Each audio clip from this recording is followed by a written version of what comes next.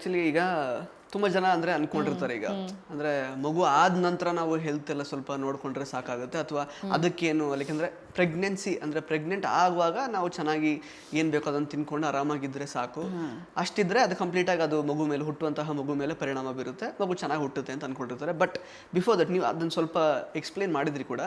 Parents ಅಂದರೆ both male and females ಯಾವ ರೀತಿ ಪ್ರಿಪೇರ್ ಆಗಿರ್ಬೇಕು, ಅವ್ರ ಮೈಂಡ್ ಸೆಟ್ ಹೇಗಿರಬೇಕು ಎಕ್ಸಾಕ್ಟ್ಲಿ, ಆ್ಯಂಡ್ ಪ್ಲಸ್ ಒಂದು ಹೆಲ್ದಿ ಬೇಬಿ ಹುಟ್ಟಬೇಕು ಅಂತಂದರೆ ಅವರ ಲೈಫ್ ಸ್ಟೈಲ್ ಯಾವ ರೀತಿ ಇರಬೇಕು ಅದ್ರ ಬಗ್ಗೆ ಜಾಸ್ತಿ ಯಾರು ಗಮನ ಕೊಡಲ್ಲ. ಹೌದು, ಡೈರೆಕ್ಟಾಗಿ ಓಕೆ ಅದೇನೋ ಅದನ್ನು ತುಂಬ ಒಂಥರ ನಾರ್ಮಲ್ ಆರ್ಡಿನರಿ ಆಗಿ ಅಂದ್ಕೊಂಡಿರ್ತಾರೆ. ಬಟ್ ಸ್ಟಿಲ್ ಅಂದರೆ ಎಗೇನ್ ವಾಟ್ ಎವರ್ ಈಗ ಜೆನೆಟಿಕ್ ರಿಕಾಂಬಿನೇಷನ್ ಆಗಿ ಒಂದು ಹೊಸ ಮಗು ಹುಟ್ಟಬೇಕು ಅಂತಂದರೆ ಅಷ್ಟೇ ಸ್ಟ್ರಾಂಗ್ ಜೀನ್ಸ್ ಇರಬೇಕಾಗುತ್ತೆ ಪೇರೆಂಟ್ಸಲ್ಲಿ. ಸೊ ಅದಕ್ಕೆ ಯಾವ ರೀತಿ ಲೈಫ್ ಸ್ಟೈಲ್ನ ಡಿಸೈನ್ ಮಾಡ್ಕೊಂಡಿರ್ಬೇಕಾಗುತ್ತೆ. ಡೆಫಿನೆಟ್ಲಿ. ಏನಕ್ಕೆ ಅಂತ ಅಂದರೆ ನೋಡಿ, ಇವಾಗ ನಮ್ಗಳಿಗೆಲ್ಲ ಈ ಹಾರ್ಮೋನಲ್ ಸಮಸ್ಯೆಗಳು, ಆಮೇಲೆ ಅದು ಇದು ಇವಾಗ ಥೈರಾಯ್ಡು, BP, ಶುಗರು, ಇದೆಲ್ಲ ಇವಾಗಿನ ಜನ್ರೇಷನ್ ಅವ್ರಿಗೆ ಏನಕ್ಕೆ ಬಂದಿರೋದು ಅಂತ ಅಂದರೆ ನಮ್ಮ ಪೇರೆಂಟ್ಸ್ ಅಥವಾ ಅವ್ರ ಪೇರೆಂಟ್ಸು ಮಗು ಹುಟ್ಟೋದಕ್ಕಿಂತ ಮುಂಚೆ ನಮ್ಮನ್ನು ನಾವು ಪ್ರಿಪೇರ್ಡ್ ಆಗಿ ಇಟ್ಕೋಬೇಕು ಅಂತ ಯೋಚನೆ ಮಾಡಿರಲಿಲ್ಲ. ಅನ್ಪ್ಲಾನ್ಡ್ ಆಗಿ ಈಗ ಮದುವೆ ಆಯಿತು, ಈಗ ಅದೊಂದು ಕ್ರಮ, ನೆಕ್ಸ್ಟ್ ಪ್ರೊಸೀಜರು ಅದೆಲ್ಲ ಅವ್ರಿಗೆ ಗೊತ್ತಿಲ್ದಂಗೆ ಒಂದು ಮಗು ಆಗೋಗ್ಬಿಡ್ತಾ ಇತ್ತು. ಬಟ್ ಆ ಥರ ಆದಾಗ ಏನಾಗುತ್ತೆ ಅಂತಂದರೆ, ಮಗುಗೆ ನೀವು ಹೇಳಿದ್ರಲ್ಲ ಜೆನೆಟಿಕಲ್ ಮಾಡಿಫಿಕೇಶನ್ ಅಂತ, ಏನಾಗುತ್ತೆ ಅಂದರೆ ಏನೇನೇನೇನು ಇವಾಗ ಜೆನೆಟಿಕಲಿ ಈಗ ನಮಗಾಗಿರ್ಬೋದು, ನಮ್ಮ ತಲೆಮಾರುಗಳಲ್ಲಿ ಏನು ಸಮಸ್ಯೆಗಳಿರುತ್ತೋ ಆ ಮಗುಗೂ ಬರುತ್ತೆ. ಬಟ್ ಅದೇ ನಾವು ಕರೆಕ್ಟಾಗಿ ಪ್ಲ್ಯಾನ್ ಮಾಡಿಕೊಂಡ್ರೆ ಅದನ್ನು ಅವಾಯ್ಡ್ ಮಾಡ್ಬೋದು, ನಾನು ಹೇಳಿದಾಗೆ. ಆ್ಯಂಡ್ ಅದು ಒಂದು ಪಾಯಿಂಟು. ಆ್ಯಂಡ್ ಎರಡನೇ ಪಾಯಿಂಟು ಹೇಗೆ ಅಂದರೆ, ಅದು ಇನ್ನೂ ನಮ್ಮ ಸಮಾಜದಲ್ಲಿದೆ. ಈಗ ಒಂದು ಮಗುನ ಹೆತ್ಕೋಬೇಕು ಅಂತಂದರೆ ಇಟ್ಸ್ ಓನ್ಲಿ ಅ ವುಮೆನ್, ಅಂದರೆ ಒಂದು ಹೆಣ್ಣು ಫಿಟ್ ಆಗಿರಬೇಕು, ಅವಳ ಬಾಡಿ ಚೆನ್ನಾಗಿದ್ದರೆ ಮಗು ಚೆನ್ನಾಗಿ ಹುಟ್ಟುತ್ತೆ ಅಂತ. That's a very wrong concept. ನೀವು ಎಂಥ ದೊಡ್ಡ ಗೈನಕಾಲಜಿಸ್ಟ್ನ, ದೊಡ್ಡ ಪಾಡ್ಕಾಸ್ಟ್ಗಳನ್ನ ಏನೇ ನೋಡಿದ್ರು ಕೂಡ ನಿಮ್ಗೆ ಅರ್ಥ ಆಗುತ್ತೆ. ಇಟ್ಸ್ ಆಲ್ವೇಸ್ 50% ಒಂದು ಹೆಣ್ಣಿಂದು effort, 50% it's always a man's. ಇದು ಒಬ್ಬ ಮ್ಯಾನ್ನ ಸ್ಪರ್ಮ್ ಕೂಡ ಅಷ್ಟೇ ಚೆನ್ನಾಗಿದ್ರೆ ಮಾತ್ರ ಮಗು ಆರೋಗ್ಯ ಹುಟ್ಟೋದಿಲ್ಲ, ಮಗುನೇ ಹುಟ್ಟಲ್ಲ ಎಷ್ಟೊಂದ್ಸಲಿ. ಸೊ ಹಾಗಾಗಿ ಇಟ್ಸ್ ವೆರಿ ಇಂಪಾರ್ಟೆಂಟ್ ಅಟ್ಲೀಸ್ಟು ಈ ಥರ ಒಂದು ಮಗು ಮಾಡ್ಕೋಬೇಕು ಅಂತ ಯೋಚನೆ ಮಾಡಿದ್ಮೇಲೆ, ತೀರಾ ಏನೋ ಗೊತ್ತಿಲ್ಲದೆ ಆಗೋಯ್ತು ಅಂದರೆ ಏನೂ ಮಾಡೋಕ್ಕಾಗಲ್ಲ. ಬಟ್ ಈಗಿನ ಕಾಲದಲ್ಲಿ ಗೊತ್ತಿಲ್ಲದೆ ಮಕ್ಕಳು ಮಾಡ್ಕೊಂಡ್ರೆ ಏನಾಗುತ್ತೆ ಅಂದರೆ, ಒಂದು ನೀವು ಫಿಸಿಕಲಿ ರೆಡಿ ಇರಲ್ಲ, ಮಗುನೂ ಆರೋಗ್ಯವಾಗಿ ಹುಟ್ಟೋದು ಸ್ವಲ್ಪ ಸಮಸ್ಯೆ ಆಗುತ್ತೆ.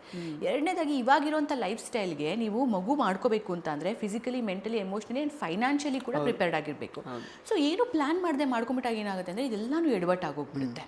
ಸೊ ಹಾಗಾಗಿ ಒಂದು ಅಟ್ಲೀಸ್ಟ್ ಒಂದು ಮಗು ಮಾಡ್ಕೊಳ್ಳೋಕೆ ಒಂದು 3 to 6 months ಮುಂಚೆ ಅಪ್ಪ ಅಮ್ಮ ಇಬ್ಬರೂ ಕೂಡ ಬಾಡಿನ ಅಂದರೆ ಡಿಟಾಕ್ಸಿಫೈಡ್ ಆಗಿ ಇಟ್ಕೊಳ್ಳೋಕ್ಕೆ ಆದಷ್ಟು ಒಳ್ಳೆ ಅಭ್ಯಾಸಗಳು, ಕರೆಕ್ಟ್ ಟೈಮಿಗೆ ನಿದ್ದೆ ಮಾಡೋದು, ಕರೆಕ್ಟ್ ಟೈಮಿಗೆ ಎದ್ದೇಳೋದು, ಒಂದು ಸ್ವಲ್ಪ ಸನ್ಲೈಟ್ಗೆ ನಮ್ಮನ್ನು ನಾವು ಎಕ್ಸ್ಪೋಸ್ ಮಾಡ್ಕೊಳ್ಳೋದು, ನೀರು ಕುಡಿಯೋದು, ಒಳ್ಳೆ ಆಹಾರ ಕ್ರಮಗಳನ್ನು, ಸಾಧ್ಯ ಆದರೆ ಸಾತ್ವಿಕವಾದಂಥ ಆಹಾರಗಳನ್ನು ತೊಗೊಳ್ಳೋದು. ನಾನ್ ವೆಜ್ ತಿನ್ನೋರು ಅದು ಅವ್ರ ಲೈಫ್ ಸ್ಟೈಲು, ತಿನ್ಬೋದು ಖಂಡಿತವಾಗ್ಲೂ.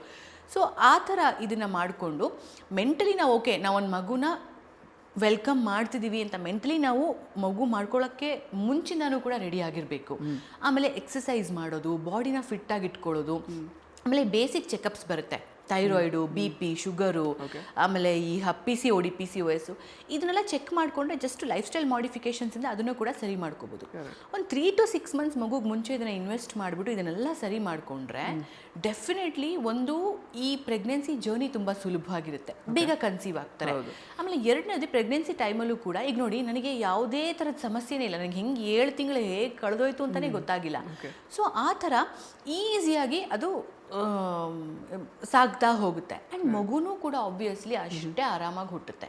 ಸೊ ಯಾವಾಗ ನಾವು ನಮ್ಮ ಬಾಡಿನ ಫಿಟ್ಟಾಗಿ ಇಟ್ಕೊಂಡಿರ್ತೀವಿ, ನಮ್ಮ ಮೈಂಡು ಕೂಡ ಫಿಟ್ ಆಗಿರುತ್ತೆ. ಅಯ್ಯೋ ಹಿಂಗಾಗೋಯ್ತು, ನಾನು ಪ್ರೆಗ್ನೆಂಟ್ ಆಗೋದೆ, ನನಗೆ ಎದ್ದೇಳೋಕ್ಕಾಗ್ತಿಲ್ಲ, ಕುತ್ಕೊಳ್ಳೋಕ್ಕಾಗ್ತಿಲ್ಲ, ಯಾಕಾದರೂ ಪ್ರೆಗ್ನೆಂಟ್ ಆದ್ನೋ ಅಂತ ಅನ್ಕೋತಾ ಇದ್ದರೆ ಆ ಎನರ್ಜೀಸ್ ಎಲ್ಲ ಆ ಮಗುಗೂ ಹೋಗುತ್ತೆ.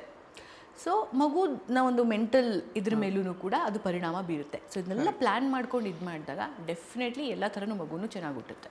ಮಗು ಮಾಡ್ಕೊಳ್ಬೇಕು ಅಂತ ಅನ್ಕೊಂಡಿರೋ ಪೇರೆಂಟ್ಸ್ ಕೂಡ ಮೆಂಟಲಿ ಮತ್ತು ಫಿಸಿಕಲಿ ಫಿಟ್ ಆಗಿರೋದು ಬಹಳ ಇಂಪಾರ್ಟೆಂಟ್. ಎಮೋಷ್ನಲಿ ಆ್ಯಂಡ್ ಫೈನಾನ್ಷಿಯಲಿ ಕೂಡ, ಫೈನಾನ್ಷಿಯಲಿನೂ ಅಷ್ಟೇ ತುಂಬಾ ಪ್ರಿಪೇರ್ಡ್ ಆಗಿರಬೇಕು. ಅಂದರೆ ಕೋಟಿ ದುಡ್ಡಿಟ್ಟಿರಬೇಕು ಅಂತ ಅಲ್ಲ. ನನಗೆ ಇವಾಗ ನಮ್ಮ ಲೈಫಲ್ಲಿ ಇನ್ನೂ ಒಂದು ಮಗು ಬರ್ತಿದೆ ಅಂದರೆ ನಾವು ಯಾರ ಮೇಲೂ ಡಿಪೆಂಡ್ ಆಗ್ದಲೇ ಅದನ್ನು ಹೇಗೆ ಸಾಕೋದು ಅನ್ನೋದನ್ನು ಮುಂಚಿತವಾಗಿ ಯೋಚನೆ ಮಾಡ್ಕೊಂಡಿರಬೇಕು. ಇಲ್ಲಾಂದರೆ ಆ ಟೈಮಲ್ಲಿ ಎಷ್ಟು ಮೆಂಟಲ್ ಸ್ಟ್ರೆಸ್ ಬಂದ್ಬಿಡುತ್ತೆ ಆ ಒಂದು ಇನ್ನೊಂದು ಜೀವನ ನೋಡ್ಕೋಬೇಕು ಅಂತ. ಸೊ ಇಟ್ಸ್ ವೆರಿ ಇಂಪಾರ್ಟೆಂಟ್ ಅದು ಪ್ರಿಪೇರ್ಡ್ ಆಗಿ. ಇಂಟ್ರೆಸ್ಟಿಂಗ್ ಮತ್ತು ಇನ್ಫಾರ್ಮೇಟಿವ್ ವಿಡಿಯೋಗಳನ್ನು ಮಿಸ್ ಮಾಡ್ಕೋಬೇಡಿ, ಈಗಲೇ ಸಬ್ಸ್ಕ್ರೈಬ್ ಮಾಡಿ.